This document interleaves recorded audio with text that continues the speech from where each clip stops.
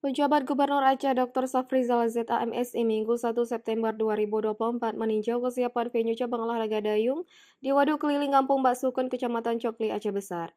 Dalam kunjungan ini didampingi oleh PJ Bupati Aceh Besar Muhammad Iswanto SSDPMM itu, PJ Gubernur Safrizal melakukan peninjauan pada semua sisi venue, mulai dari fasilitas parkir perahu hingga dermaga menuju alur perlombaan serta menaik turunkan perahu. Dalam kesempatan tersebut, PJ Gubernur Aceh menegaskan komitmen pemerintah Aceh serta pemerintah di daerah untuk menyukseskan pelaksanaan PON ke-21. Sofrizal mengatakan untuk venue dayung sudah sempurna 100% dan besok akan dimulai pertandingan perdana.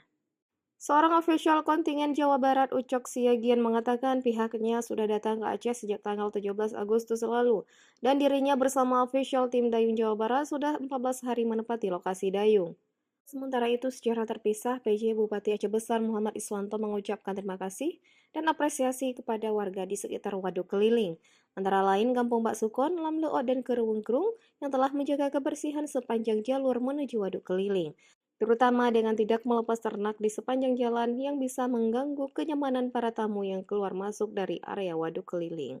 Pada sisi lain, Iswanto mengatakan keberadaan venue itu juga menjadi pemicu geliat ekonomi rakyat di sekitar waduk dengan membuka lokasi berjualan pada titik-titik yang telah disediakan Forkopimcam Kota Cegli selaku koordinator lapangan. Keberadaan venue dayung ini bukan sekadar hiburan tapi juga mendatangkan kemaslahatan ekonomi pada warga sekitar waduk. Berharap agar momen kebersihan itu terus berlanjut karena akan menjadi tradisi hidup sehat dan ramah lingkungan. Peninjauan tersebut juga dihadiri oleh sejumlah pejabat SKPA Aceh, Forum Koordinasi Pimpinan Daerah Aceh Besar, Sekda Aceh Besar, para asisten Sekda Kap Aceh Besar, sejumlah kepala OPD Aceh Besar, dan para undangan lainnya.